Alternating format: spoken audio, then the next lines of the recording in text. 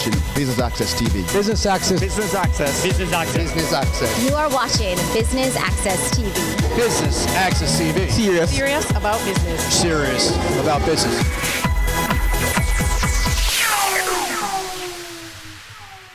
How much do you know about the LPO industry? Well, today you are in luck. We are here at the Norman Manley Law School for JAMPRO's Legal Process Outsourcing Forum. I'm your host, Amita Prasadweb. Please stay tuned.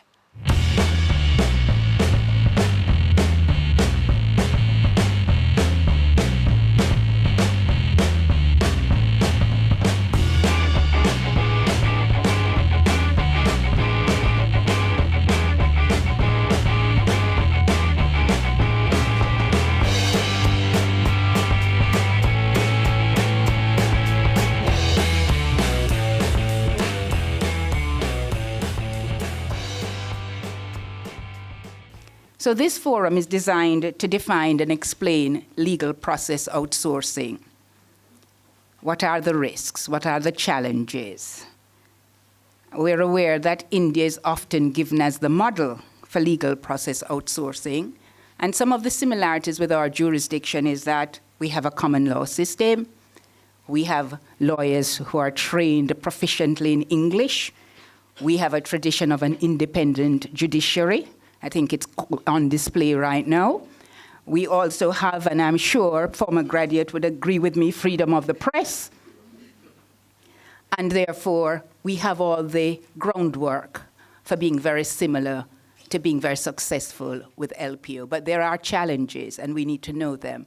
And so I'm sure that this forum today is going to identify those for you.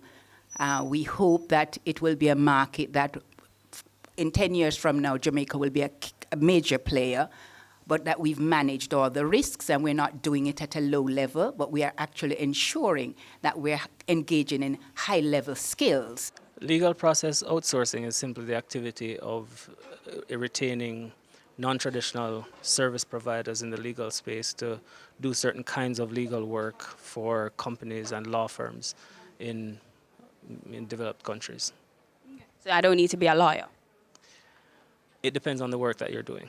So, legal process outsourcing can involve work that doesn't necessarily require a lawyer, but generally speaking, lawyers are the ones delivering these services. Some countries have moved first on the opportunity to capitalize on some of this work now flowing out of places like North America and the UK. And those countries have certain things in common. They have a large number of English-speaking legal professionals. They have good IT infrastructure or ICT infrastructure. And they can deliver legal work, certain kinds of legal work, or in fact, a lot of the legal work we do for lower rates and at least comparable quality. The legal industry latched on to this LPO idea, and that's reflected in the value of the LPO industry. So in 2016, estimates vary, but reasonable estimates have the LPO industry in 2016 at $4 billion US. By 2024, estimates have the industry at 40 billion, around 40 billion US dollars. That's not just significant money, but it's even more significant growth over a very short time. Now, when I see these numbers, I think, how do we and how does Jamaica participate in this growth in a meaningful way? How do we get a sliver of that $40 billion that's up ahead? We don't need the entire 40, and in fact, we can't have the entire 40 billion. We need a sliver of that 40 billion. This is substantial business, and Jamaica is in a good position to participate in that in some way. We need to determine what that way is and how we do that. Currently, there are 6 key areas that are outsourced from North America and the UK. There's contract drafting, which involves playing a role in the process of how contracting is done by lawyers for their clients. So often you find, the contract, a draft is sent, it's negotiated, it's signed, but then everybody sets that down and it's forgotten. Nobody tracks the risks, nobody tracks the life cycle of that contract. whether they're staying inside the provisions or not. And that's become a key area for LPOs. LPO providers have gone to companies and said, well, let's take that off your hands. That's relatively low value but high risk work. And they handle, some LPOs handle end-to-end. They handle the negotiation of the contracts and management of the life cycle of the contract. Some will manage the life cycle of the contract after it's been negotiated by the company and their lawyers. There's compliance assistance, which is becoming more important these days. And that involves, for example, with the relatively new anti-money laundering regulations in these countries, there are new requirements on companies to be able to satisfy these compliance obligations. And again, high risk, but to the overall company, low value. And this, again, is one of the areas where LPOs are doing well at going to the companies and offering well-trained lawyers to take care of this piece of what the company has to do. E-discovery, which is where I started as it relates to LPO activities, is the biggest piece of the LPO market currently, and is one of the areas set to, as you will see later once we get to that section of the presentation, set to experience the biggest piece of the growth going forward. And e-discovery, for those who don't know, involves the disclosure and production of documents in litigation or in some regulatory context, like securities. And that's the whole process of collecting those documents, getting them into a format that lawyers can review, having lawyers review them, determining what is to be disclosed and what is to be produced, and then producing those documents to a regulator or to the other side of a litigation. In a nutshell, that's what that is. Again, high risk, but to the company overall, low value, but also high cost if you continue to do this in North America or the UK. Some LPOs are in the business of what they call managed review. So irrespective of what the review is, whether it's in the litigation context or regulatory context or otherwise, you have tons of documents to review. They will provide you with the project managers, the technology, and the processes by which you can accomplish what you need to accomplish with this review of documents. Patent support is another area where significant growth is expected over the next few years. And this goes anywhere from managing patent portfolios to the actual filing of patents, which has increased relatively significantly in North America in the last couple of years. Litigation support is really a sub piece of e-discovery.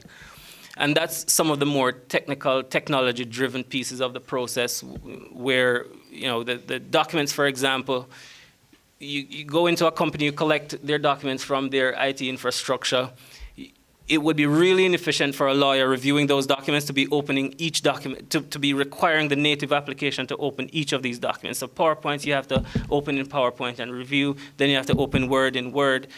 Litigation support offers the ability to convert those documents relatively quickly into a seamless format where a lawyer can review document by document and provide his or her input on those documents in a seamless way. But that's really a piece of the e-discovery process. So the US and Canada are generally outsourcers, but are also outsourcing locations because there are firms in the US and Canada where companies will outsource their work, their alternative legal services providers operating in those countries as onshore outsourcers. The UK in Europe is a big outsourcer, and again also has some onshore outsourcing happening. In Asia Pacific, India is the big one. Australia is coming on stream. China for very particular functions in the space. Brazil and Mexico, not quite there. But South Africa is one of the leading jurisdictions for for LPO services. You have a company like Exigent, for example, that operates out of South Africa. And we'll talk about this again later, but all these outsourcers, one of the key success factors for them is having boots on the ground in the countries from which the work is being outsourced. I operate in the Canadian market, so I thought I'd use Canada as an example to show you the kind of growth that's expected for the LPO industry in each of these areas that we just talked about. And you'll see that e-discovery, patent support, and litigation support are by far the largest benefactors of the growth we'll see going forward. This information is there to plant the seed in your mind as to if you're thinking about getting into this space, where do you focus your energy? It makes sense to focus your energy on the areas where big growth is expected.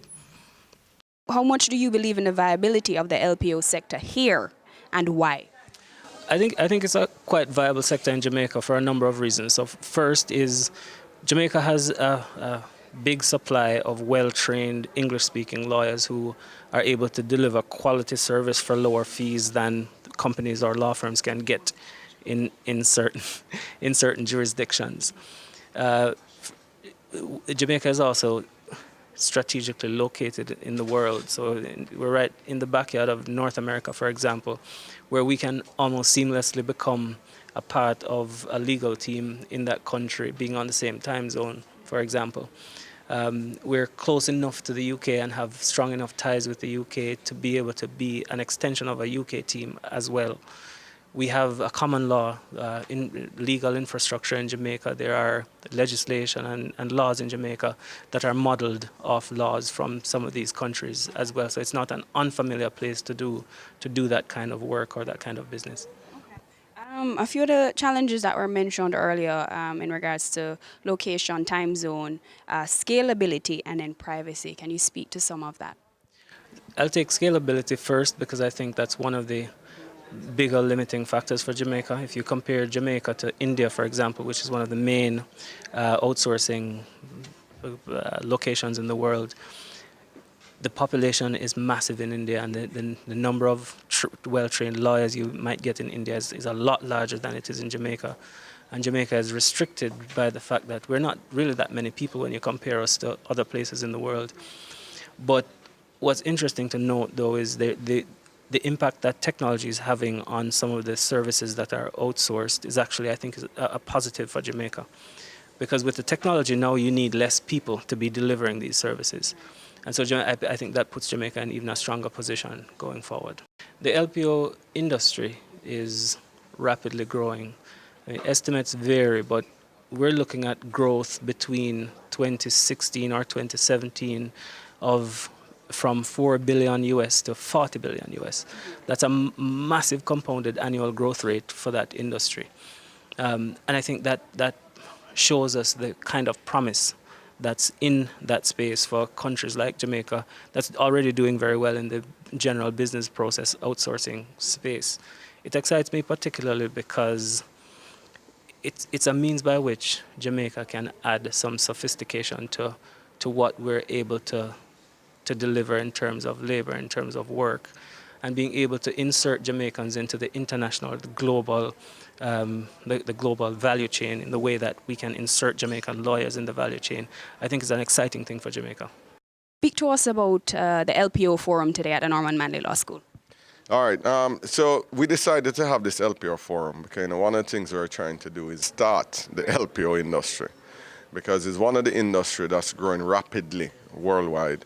And I believe there's a tremendous opportunity for Jamaica to carve out a niche in this space. As you know, we have already been successful in the business process outsourcing industry. In a number of industries, we are doing it in healthcare, we're doing it in tech support, we're doing it in finance and accounting, we're doing it in HR. So we've been very successful in that industry. And a lot of the characteristics that drive success in that industry are the same characteristics that can allow us to be successful in the LPO industry. What would you say are some major challenges for a few of your attendees here today? To wrap their mind around the changing construct of the way work is done and, you know, the changing characteristics of the legal profession. If you think about it, because of globalization, a lot of professions are being disrupted. You'll talk to architects who'll tell you people are now downloading drawings from the internet and just customizing it for the country. If you look at the whole BPO industry, work is sliced up, and you have people being hired with no degrees, for example, and they are trained to be specialists in a particular area. So in Jamaica, for example, we have people with 5 CSEC subjects who are doing level 3 tech support in a telecoms environment. Why? Because you can train them and create expertise and excellence, service excellence in people in specific slices. So if you take the area of legal process outsourcing, similarly, there are areas that, you know, whether it be intellectual property, patent registration, contract review. These are areas that you can have highly specialized skills doing work, you know, here in Jamaica. So, you know, I think what we have to wrap our heads around is we need to find the next entrepreneur in this space who will understand the opportunity, put in the hard work to develop it, because it's going to happen, and it's going to happen one of two ways. It's going to happen where either as Jamaicans we take advantage and create the businesses that are serving the world in the legal space, or other companies are going to discover this gem called Jamaica with the number of legal professionals and talent here and set up facilities, and we'll just be working in those facilities. We're talking BPOs, LPOs now. What's next for JAMPRO and doing business in Jamaica? Right. So, you know, we're on a mission. So obviously the BPO industry is, and let me say outsourcing industry, because it's very broad. We're looking to grow that industry significantly. We expect, right now we're at about 32,000 people. We expect to get to about 50,000 in the next 2 years. And we're always looking to enhance the portfolio mix of work that's being done in the country. So like anything else, you're trying to increase the complexity of work being done, because the more complex the work, the higher the pay in the right. So we really have our eyes on two things in that space. So to grow the numbers and to enhance the mix of work being done, because, you know, similar if you think of what happened in the US, right, with outsourcing of manufacturing jobs. You know, the thinking was, oh, we'll outsource these low-end jobs and do the higher value design work. But I think what they forgot in that equation is that not everybody can be a rocket scientist. Right. So you need jobs at all levels. So no different in all outsourcing space, you're going to have jobs at all levels. And what we're always looking to do is enhance the mix of those jobs. And by now you would have understood what LPO means. But stay tuned for more. We're going to a break.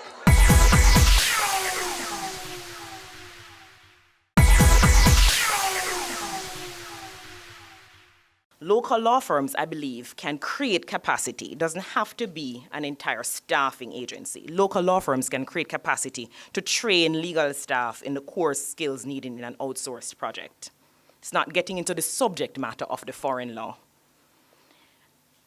And then the staffing agencies overseas who already have that capacity can simply identify a Jamaican law firm that has that potential and engage them directly.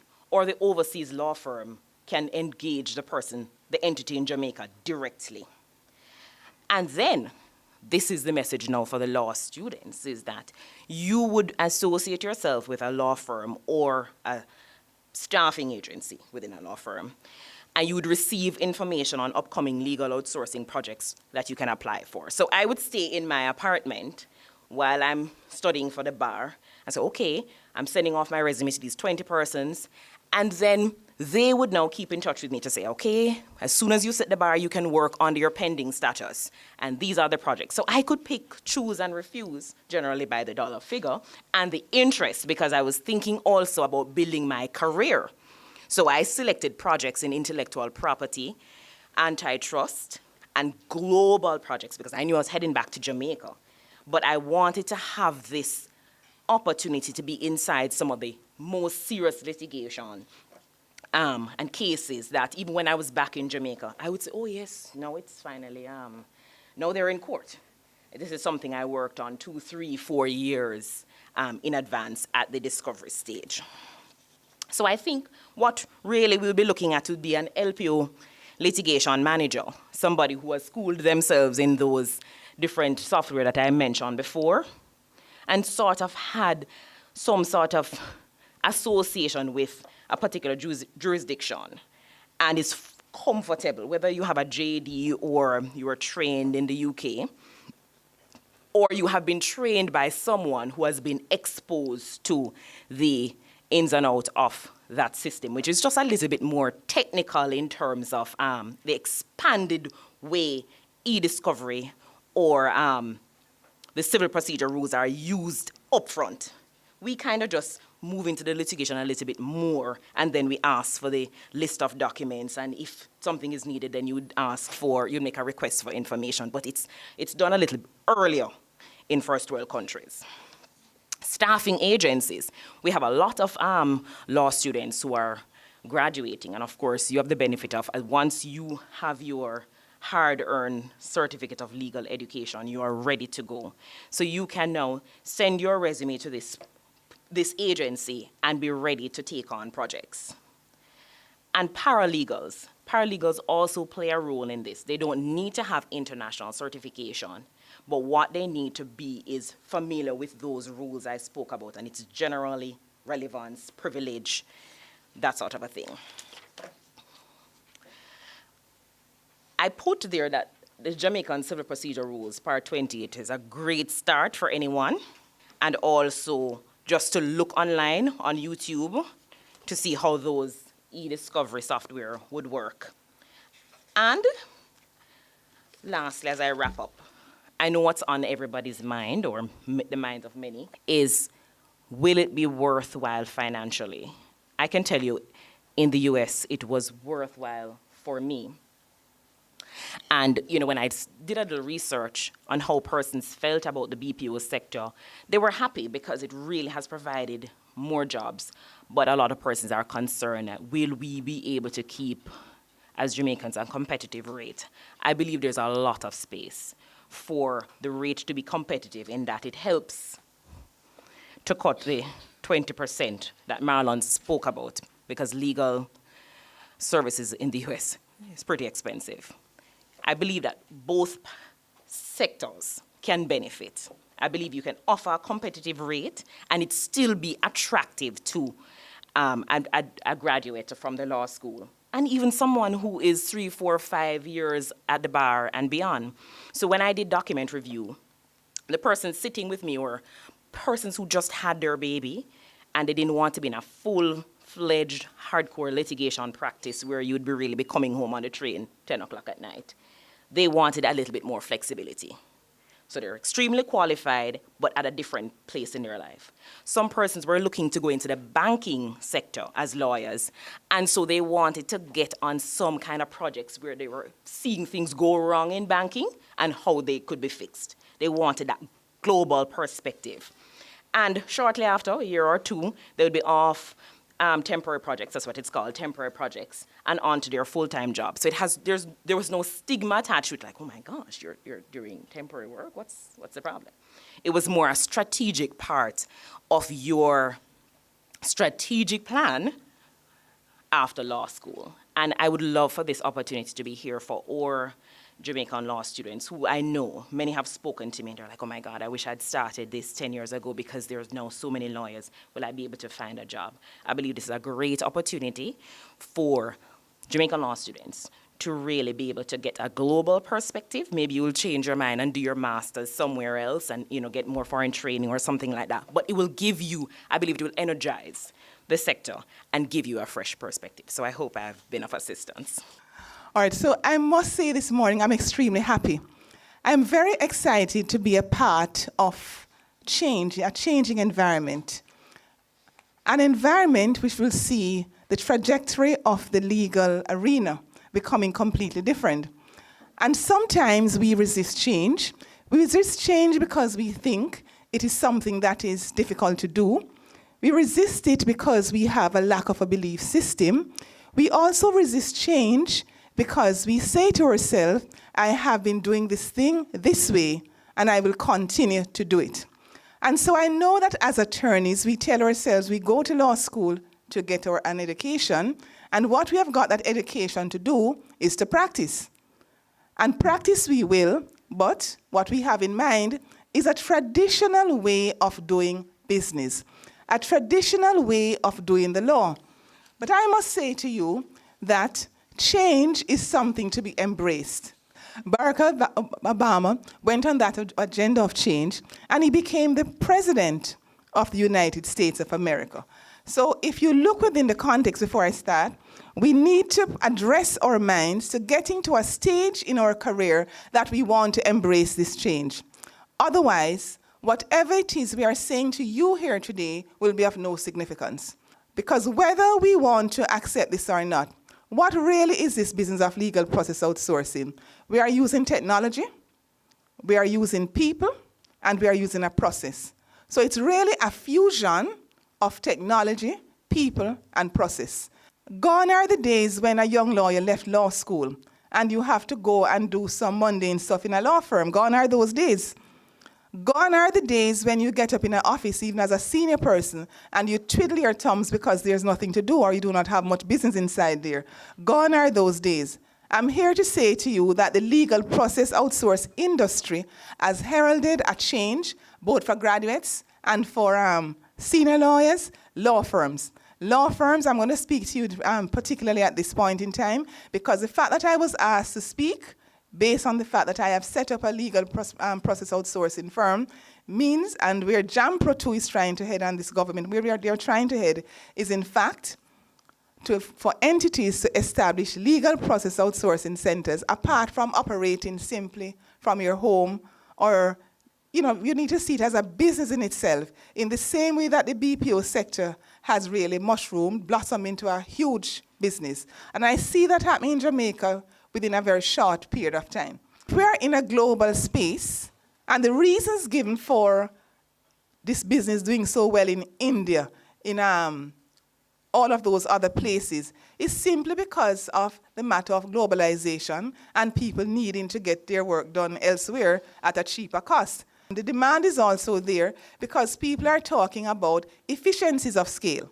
Where the LPO is concerned, people for some type of matters can give their matters to a firm overnight and have it in their hands the next morning because there's no time limit. We go to work at the law firm 8:30 in the morning and we finish at 5 or at 6 or at 7 if you're going overtime and all of that.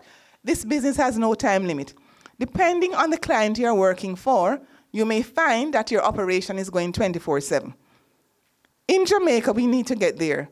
We need to get there because if you look at our economy cannot be sustained on a system where services such as legal services are simply given within some long periods of time.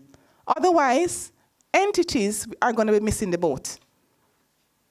The global market space is saying, we need it now. We need it yesterday, day before yesterday, and that is what the LPO service can do. With the development of the internet technology, what you find is a lot of things can happen at the same time.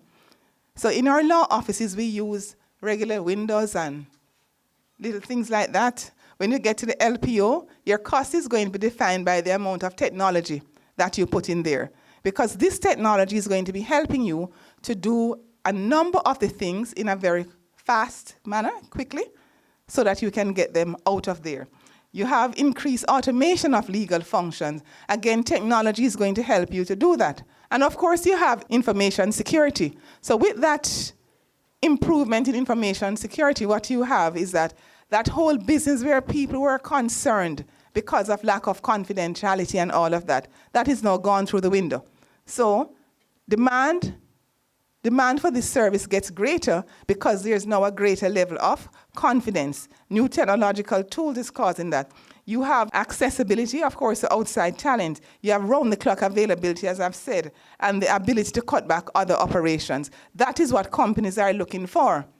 I am asked to add to the question, is this LPO opportunity perfect? it is not perfect. Because to say it is perfect would be like my saying to you, I never lie.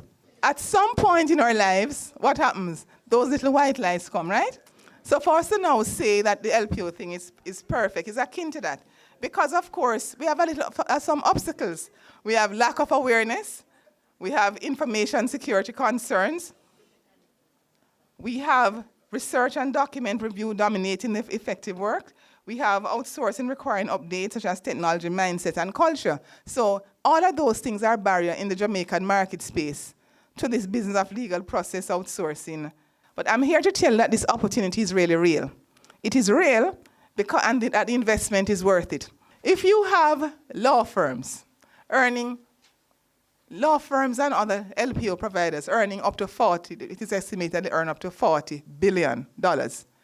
It seems to me that since we don't want to go along the broke side, what we need to do is to align ourselves with some of those entities so that what happens? A little of the $40 billion will come down to us.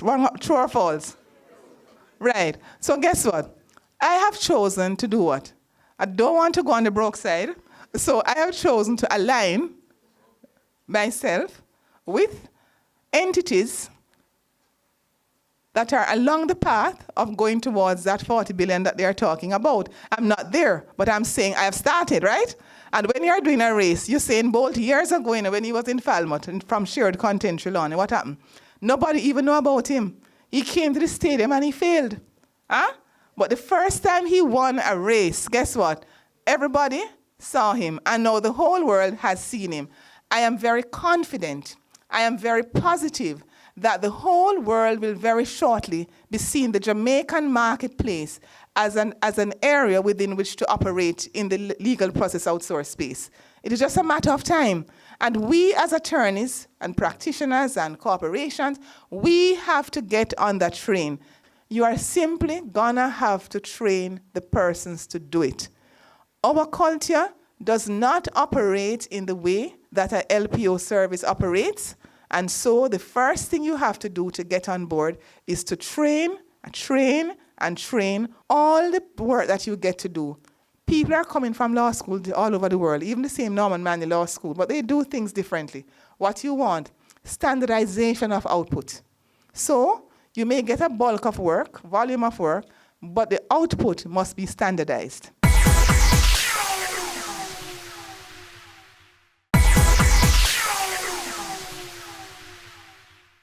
You're tuned in to JAMPRO's Legal Process Outsourcing Forum in association with Norman Manley Law School. Please stay tuned for more highlights. Centennial Legis Solutions was born out of a talk I had with Ms. Diane Edwards from JAMPRO.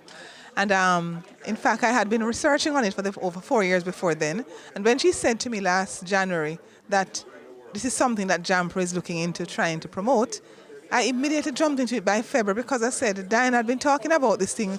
I've been researching this thing all along, and guess what? I'm happy I've gone down the road because it's good to jump in the forefront and be a pioneer in this business. And so I'm happy I've done it. Speak to the growth of your business so far. All right, when we started, we had a number of hiccups because we had companies, connecting but not paying, simply because Jamaica was not known for LPO service. Still getting there. But then since then, what we have had is that we have had persons who now believe more in this business because of the push that JAMPRO has been giving it. And so I have on board local and international partners.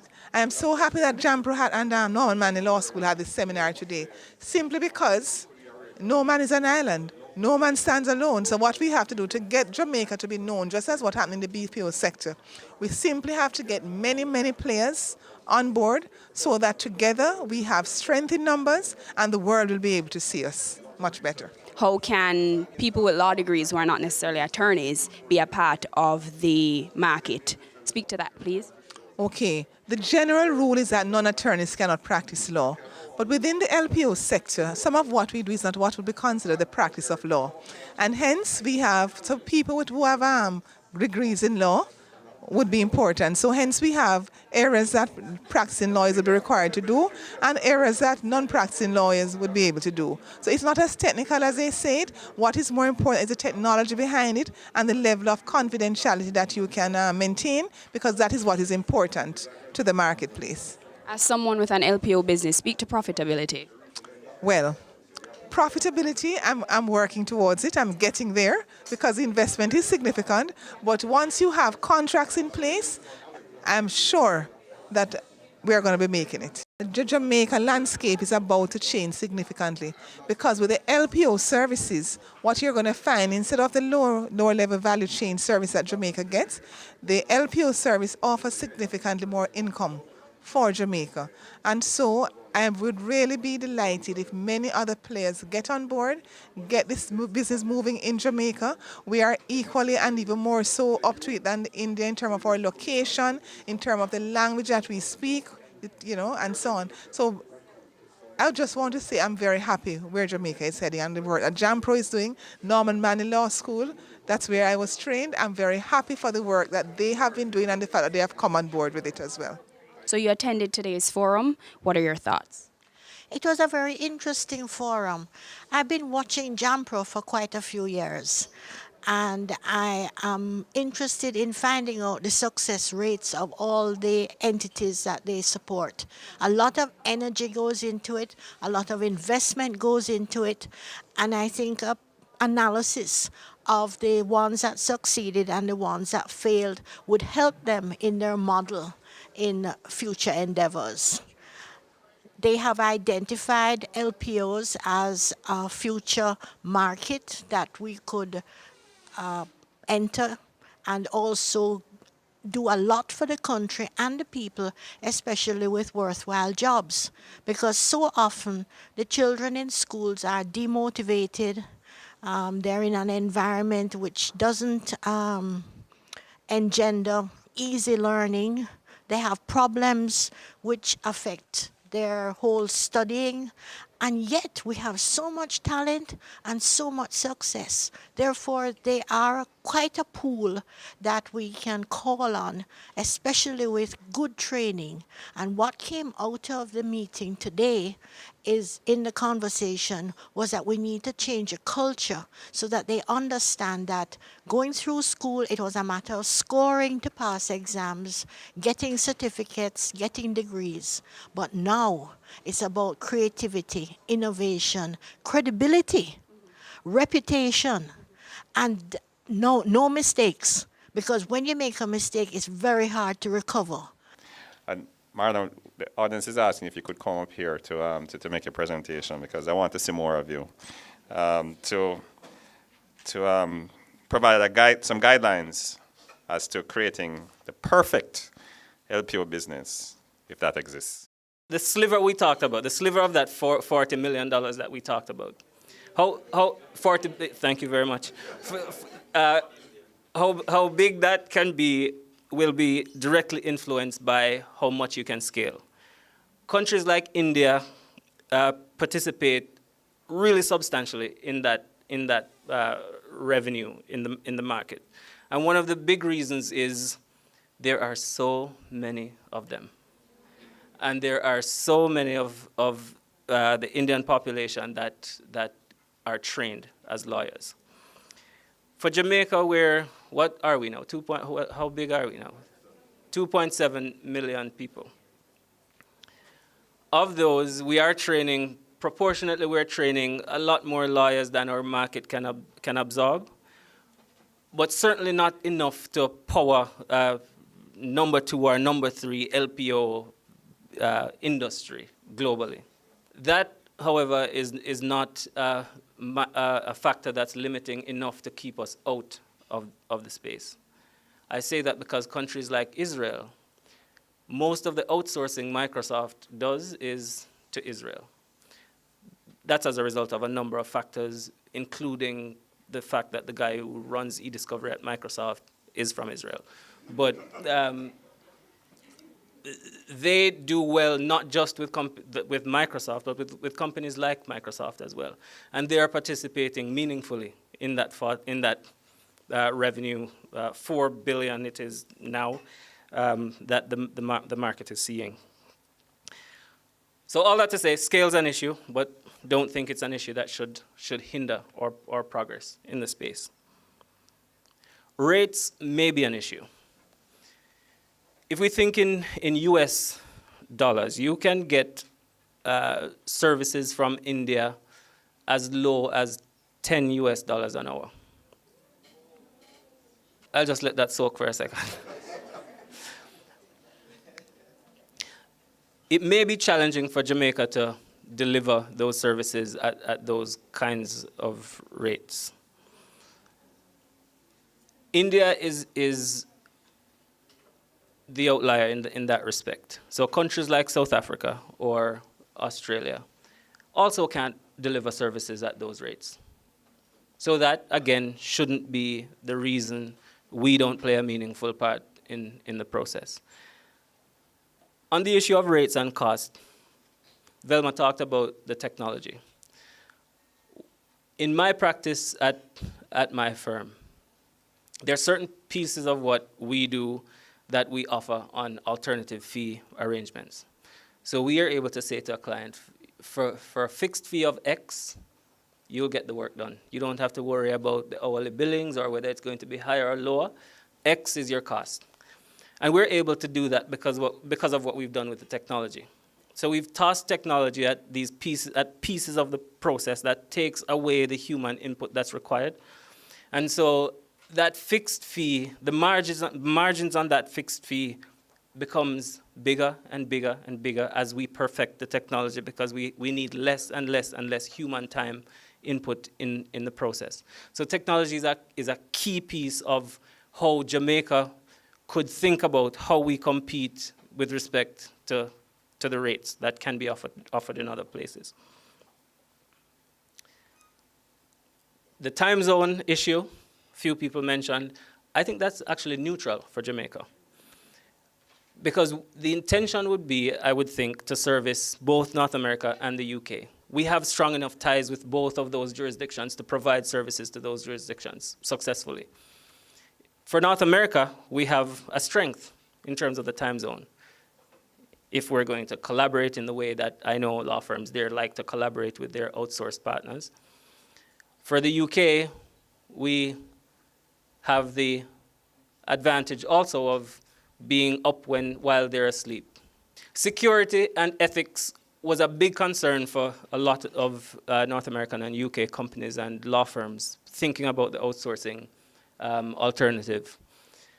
Security in the sense that you're sending your data overseas to these countries that have less rigid controls around data privacy and data security than your jurisdiction does. Many clients would kibosh the idea for that reason. As Velma mentioned, that's less of an issue now, given the way in which these operations can be structured, where the data actually sits in the host country, while the lawyers in the service delivery center can access that data over the internet. The ethics issue has traditionally been a big issue. Some clients are uncomfortable. We know that North American lawyers and UK lawyers are trained to behave to a certain ethical code. The regulations are similar in terms of professional regulations, and people trust that, and people are comfortable with that. Not so comfortable when you go to India, where there have been examples of not so ethical behavior around things. So you're a massive telecommunications company, and you need document review. It's a highly confidential case. You send that case to your LPO provider, people begin to take pictures of certain documents, people begin to record the contact information of a CEO or a head of marketing, because they know they're going to move to that place soon, and they want to be able to contact somebody to get a job. These are all things that have happened and have scared certain clients into not wanting to try the alternative, depending on where it is. But LPO providers have responded to that with things like, access controls for areas in which people are working. People can't bring cell phones in. The databases they work in are locked down to read only. People can't print information from the documents they're reviewing. So where we stand today is that, at least in North America and certainly in the UK as well, the market is much more comfortable from a security and ethics perspective. So again, that shouldn't be a barrier that stops Jamaica from participating in the space. So we were approached by JAMPRO to look at legal process outsourcing. We obviously are the strategic player in the market in that we provide vocational training for attorneys at law after they have completed their undergraduate studies. And we also have a research publication education unit, which also provides training beyond our core training of practicing as attorneys at law. So this was obviously an opportunity that we could not miss. What would you say was the benefit of this forum for attendees, I guess specifically the graduates of your law school? There were a mixture of persons in the audience, younger graduates, older persons who have been out for some time, looking at opportunities to be LPO providers, and also our young graduates, or the employability of our graduates is something we are concerned with. And I think the panel was able to set out a know-how, some of the risks, some of the challenges, and to explain the market so that people could better understand it. So really it was an educational forum. In regards to some challenges that were listed by your panels, it sounded like a lot of those can be worked out if lawyers partner with businessmen or entrepreneurs in order to get it off the ground. What are your thoughts on that? That's clearly so, that we're talking about entrepreneurs, or whatever their sets of skills and competencies coming together to provide a space in the market. One of the challenges is scale, as was said, and so it's about people coming together and providing strategic partnerships to deliver the skills. So now you're having a forum on LPOs. What's next for Norman Manley Law School? The Norman Manley Law School is interested in providing the training. Many of us are trained abroad. I practiced in the UK for 10 years. We have a pool of people to pull on so that we can actually train attorneys in the kind of practices that will be required from the firms from the UK, the firms from the US. And so we provide the base training, pull in the talent from abroad. So we're looking at providing training so that our graduates can take up the opportunities. Special thank you to JAMPRO in association with Norman Manley Law School for putting on an informative session. I hope you've enjoyed the coverage of the Legal Process Outsourcing Forum. I've been your host, Amita Prasadweb, and thank you for tuning in to Business Access TV, serious about business.